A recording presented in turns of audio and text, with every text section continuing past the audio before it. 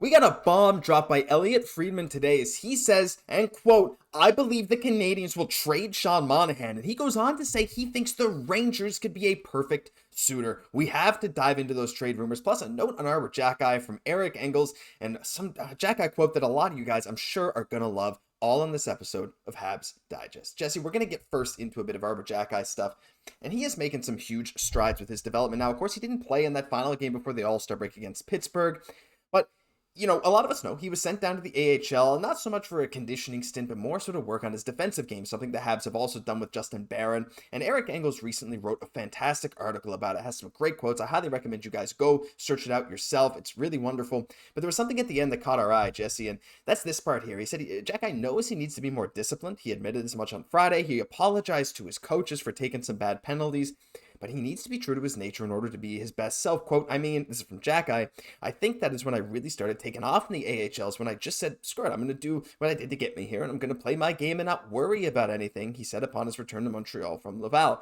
"I'm not going to worry about not playing too aggressive or fighting or stuff like that. Just get back to the way I was."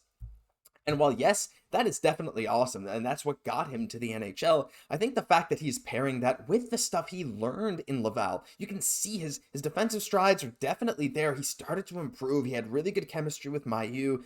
But then once he kind of started tweaking this defense, then he went back to playing like himself. I feel like Xhekaj is developing quite a bit right under our noses.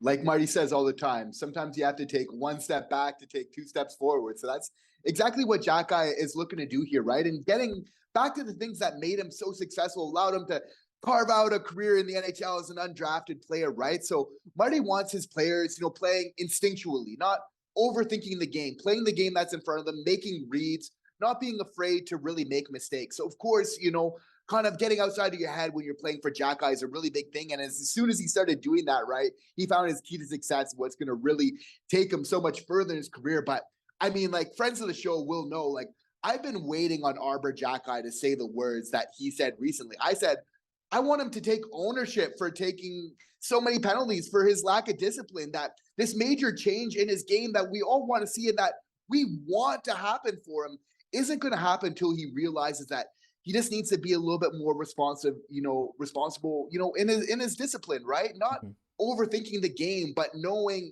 when to kind of have that heat check in his game as well, right? So I feel like now that he's done this, that he's went to the Habs coaches and like apologized and really meaning it, saying like these are, unnecessary penalties. And that Marty said, we definitely says he didn't love, that he wasn't a big fan of. The fact that he's taking ownership of this now, for me, is a big sign that he's going to take a huge step forward in his career now. 100%. And just like Juraj Slafkovsky, I'm going somewhere with this, I promise. Not just that they're both tall guys, but just like Slafkovsky, Arber Xhekaj really doesn't have that much NHL experience. He only has, something like 60 odd games, I think, under his belt at this point. I don't even know if he has 70. I could be wrong on that, but like, I don't even believe it's a full season worth of games. And yeah, he's 24. He's typical. I think he's 23 or 24, a bit older than normal, but like, you need time in the NHL to really develop these habits. And the fact that he was so good from day one for this team and his impact was felt from day one was such a big thing for the Montreal Canadiens. And honestly, I think it's a bit surprising that it took this long to have him sent down to the AHL for a stint like this to work on specific aspects of his game. But not only did it help him on that front, I think the fact that he got to play his game, like he said, alongside a different style of player, a more offensive, like glass cannon type of guy in Logan Mailloux, I think that really helped him discover a sort of new side of himself, because Xhekaj certainly has that fantastic offensive upside that we love to mention, but Mailloux's is probably higher. And when he gets to play with someone like that, I feel like it almost unlocks a new thing in him and allows him just to experience stuff on the ice he hasn't had a chance to experience yet. So overall, I think that this kind of stint, Jesse, is just not only for him playing his own game, but for him to play his own game among other players that maybe play different styles to just give him that experience at the pro level. It's so true. And a big takeaway from Arber Xhekaj as well is just not taking it for granted of being at that NHL level. Since he got off to such a great start, you can almost kind of pardon him for kind of getting a little bit comfortable till he kind of had that reality check. So one thing that he knows now is, now that he's here, is he's going to do everything to stay. And he's learning from Martin St. Louis, who's a great coach for a team that has so much internal competition.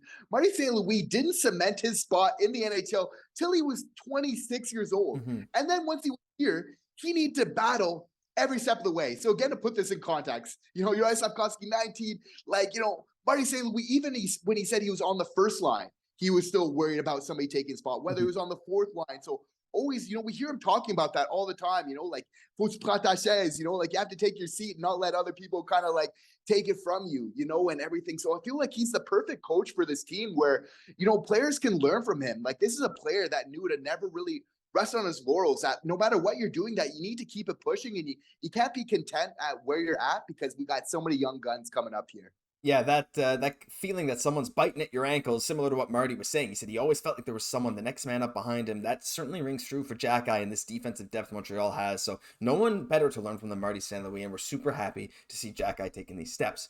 Now it's time to get into some of the big Sean Monahan news, Jesse. And, the new suitor is the New York Rangers. And there's been a lot of talk recently, especially since the Filip injury. As Filip is now out for the rest of the season, the Rangers need another forward, specifically maybe a center. And Elliotte Friedman on 32 Thoughts recently spoke a little bit about this later into the pod.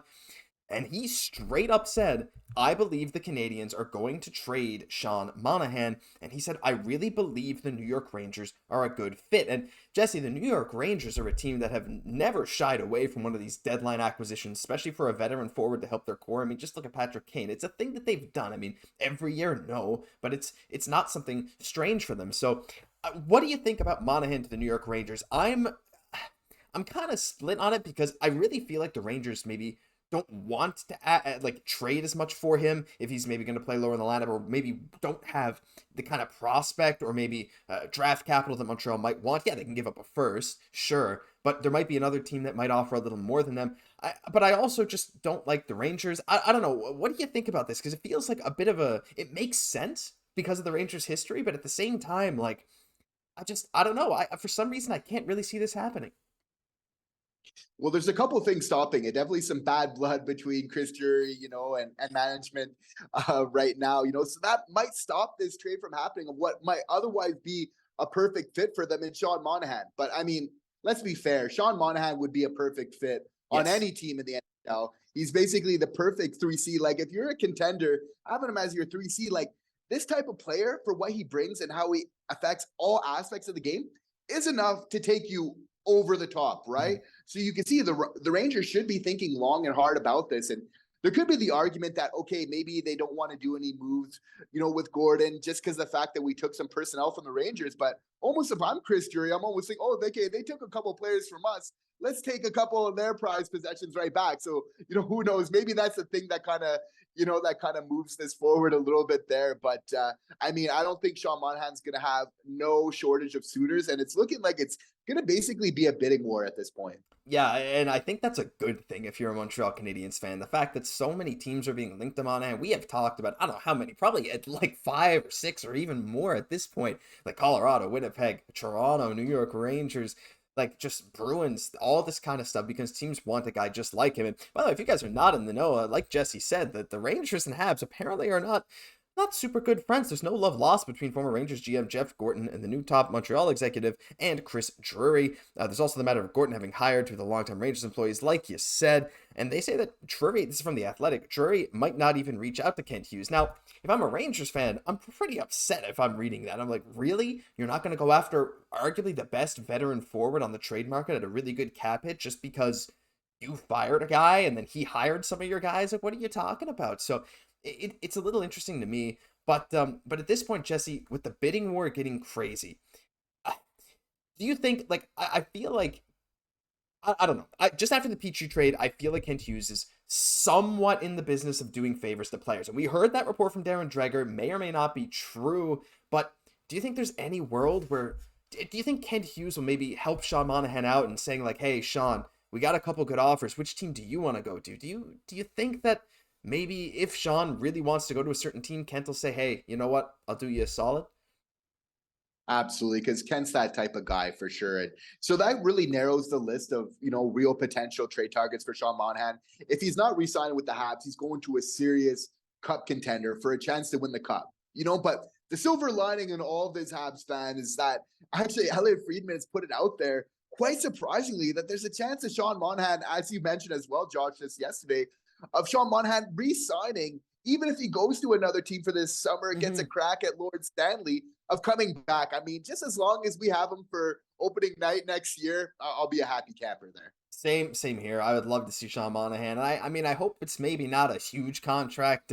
There's a lot of rumors about what Sean Monahan might end up going for in free agency, and some of it's pretty big. But at the same time, Jesse, I'm going to make a bold prediction now. If you're still watching at the end of this video, you can hold me to this. But I'm going to say by this time, actually, I don't know if there's a trade freeze or anything like that. But I'm going to say 2 weeks from today, Sean Monahan is not going to still be on the Montreal Canadiens. I think within the next 2 weeks, Kent Hughes is going to make a trade before mid-February, before Valentine's Day. Kent Hughes is going to make a trade, sending Sean Monahan away. I'm calling it now. Hold me to that. Pin it in the comments down below. Save the video, whatever you want to do. I love Sean Monahan, but I think Kent Hughes is going to find a good deal, and I think he might just do something that I think a lot of Habs fans might like in return. But that'll do it for this episode of Habs Digest. If you enjoyed, leave a like, comment, subscribe to the channel. As always, we're on the road to 15K, and if you guys could hit that button, we'd really appreciate it. I'm Josh Gosse, my co-host, Jesse Poirier. We'll catch you in the next one.